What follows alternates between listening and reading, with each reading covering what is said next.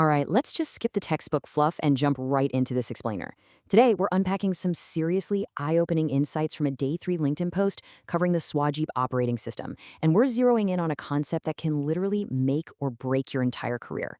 If you've spent any time managing complex projects, you already know that sickening, stomach-dropping feeling when reality just violently collides with your perfectly crafted plan.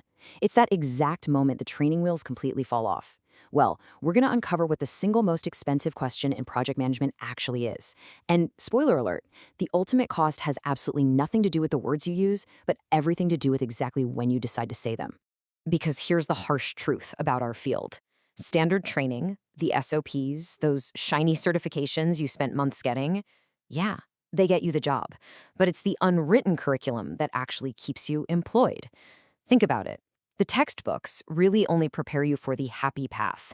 You know exactly the one I'm talking about, where stakeholders actually answer their emails in 5 minutes, budgets somehow never shrink, and everything goes perfectly according to plan.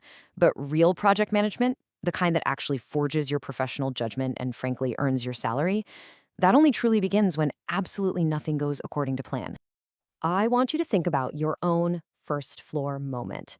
You know, that terrifying instant where the proverbial elevator drops, the cables snap, and you suddenly realize you've got to climb out of the shaft entirely by yourself.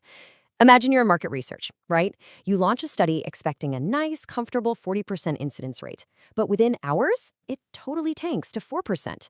Suddenly, the client is breathing down your neck, demanding a live update in 30 minutes. Sales is blowing up your Slack, asking why you can't just push more traffic.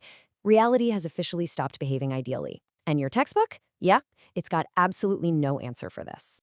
Now, a scenario like that brilliantly illustrates this massive paradigm shift you absolutely need to survive. You have to aggressively pivot your mindset from standard project management over to project thinking. See, project management is inherently reactive. It's essentially staring at a giant checklist and asking, okay, what should I do next? Project thinking, though, that's proactive. It's diagnostic. It demands that you take a step back and ask, wait a second, why are we even doing it this way in the first place? It's literally the stark difference between blindly executing tasks on a sinking ship and actively interrogating the system to find out why that success rate plummeted to 4% to begin with. Are there hidden quotas? Are the security terms suddenly rejecting legitimate users? Project thinking digs right down to the root cause. Which brings us right to the core of our explainer today. What actually is the most expensive question in project management? Well, to answer that, we kind of have to shatter a really common misconception. We have to realize that the cost of a question isn't determined by its complexity or how smart you sound asking it, or even the specific vocabulary you use. No, the true crippling cost of a question is dictated entirely by the exact moment you decide to ask it. Because down in the trenches, time is your ultimate currency. So think of your questions like perishable goods sitting on a shelf in a grocery store. They have a strict, unforgiving shelf life. Their inherent value literally decreases every single minute they sit there unasked. A brilliant, incisive question that could have completely saved a massive project on a calm Tuesday morning, it is utterly, completely worthless by Thursday afternoon when the whole system is already collapsing and the client is screaming at you. The insight hasn't changed at all, but the timing completely dictates its value. Think about the timeline of value decay. When a project moves from that optimistic, sunny kickoff phase into a full-blown crisis, your window for asking high-value questions slams shut incredibly fast. In the pre-launch phase, you've got the absolute luxury of days to figure things out. When you go live in the field, well, that window shrinks fast, and you might only have hours to pivot.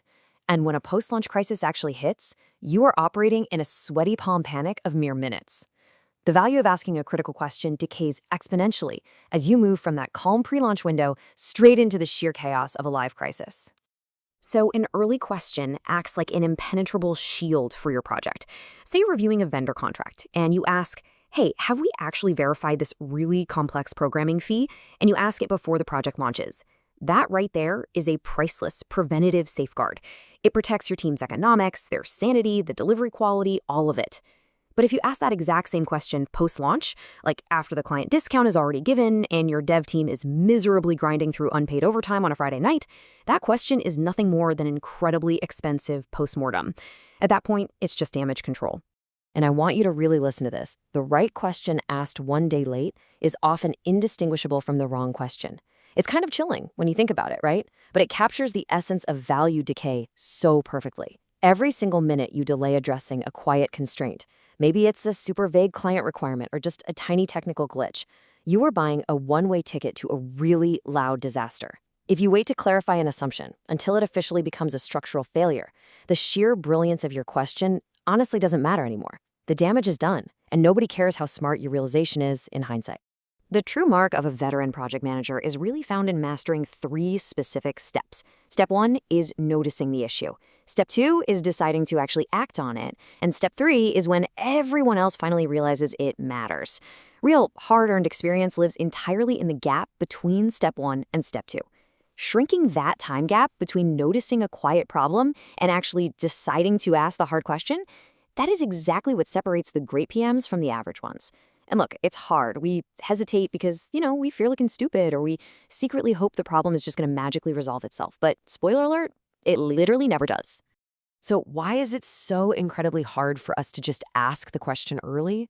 Well, we often delay these critical preventative questions because we get totally blinded by the wrong signals in our daily workflow. Which brings us to a fundamental law of the trenches outlined in that original Day 3 LinkedIn post. This is a core, non-negotiable part of the hidden curriculum that absolutely no one formally teaches you. It is the constant, grueling, everyday battle between urgency and priority. Urgent work shouts. Priority work whispers. Honestly, this is probably the most vital distinction you can ever make as a PM. It's practically a hard-won law of physics in project management. Inexperienced PMs are constantly reacting to the shouting urgency. They are a total slave to the Slack channel blowing up with all caps messages, the client demanding an immediate ETA, or the sales team just begging for a rapid launch. But the veterans? The veterans train themselves to tune out the noise and listen for the quiet whispers of true priorities. They're listening for that unverified assumption buried on page 4 of a contract, the hidden technical debt, or that slight misalignment in fieldwork constraints that is absolutely guaranteed to detonate the project next week. Because if you're only reacting to the shouting, you are perpetually stuck in damage control mode, asking the most expensive, late questions possible. Early questions fundamentally focus on priority. They force you to actively listen to those quiet whispers long before they escalate into screams. Late questions, on the other hand, force you to simply react to the shouting urgency. You're just constantly scrambling to deal with loud, stressful symptoms that could have been completely avoided if you had just listened a little bit closer on day 1. All right, so how do we actually stop fighting fires all day and start practicing real project thinking? Well, the source material gives us this highly effective methodology to manage the constant uncertainty and guarantee that we ask our questions when their value is at its absolute highest. It's called the decision loop, and it's an incredible mental framework you can literally start using today. Check out the progression of these steps. We've got pause, observe, understand, empathize, decide, and only then communicate. Did you notice that communication is the very last step here? So many people treat communication as step 1. They see a fiery email and immediately react, just smashing reply before they've even understood the system or figured out the root cause. But true effective communication is always a consequence of clear thinking. You simply cannot communicate a solution effectively if you haven't taken the time to actually diagnose the real problem first. Now, that crucial first step in the loop, the pause, requires an immense amount of patience. But let's be super clear here. We are not talking about patience as simply sitting around twiddling your thumbs waiting for things to happen. In the trenches, patience is defined as actively resisting the temptation to conclude too early. It is about deliberately carving out the mental space to genuinely understand the system. It's practicing disciplined curiosity before reality violently punches you in the face. It's holding back that immediate burning urge to placate an angry client so you can actually diagnose the real underlying issue. We've all been there, right? A rushed mind will manufacture a completely fake ETA just to get a screaming client off the phone today, knowing full well it's going to create a massive chaotic disaster for the dev team tomorrow. But patient minds solve tomorrow's problems. When you master this loop, you stop fighting the loud noise. A patient mind will firmly commit to a milestone, violently protect their team's delivery system, and manage the uncertainty properly, instead of just helplessly kicking the can down the road. And why does this all matter? It matters because your scars and your recovery from these incredibly messy moments are exactly what forge real professional judgment. Think about it. A perfect project teaches you a process. A messy project teaches you a profession. Experience isn't just some basic tally of the projects you've successfully completed. It's a true measure of the decisions you've learned to make when certainty is completely unavailable and the pressure is intensely on. So take this framework straight back to the trenches with you. Start actively tuning your ears to those quiet whispers of priority instead of getting distracted by the loud, annoying shouts of urgency. Ask the hard questions early while they are still dirt cheap and before their value decays into absolutely nothing.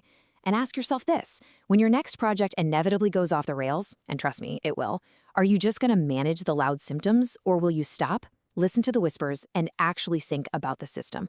The choice and the ultimate cost is entirely yours.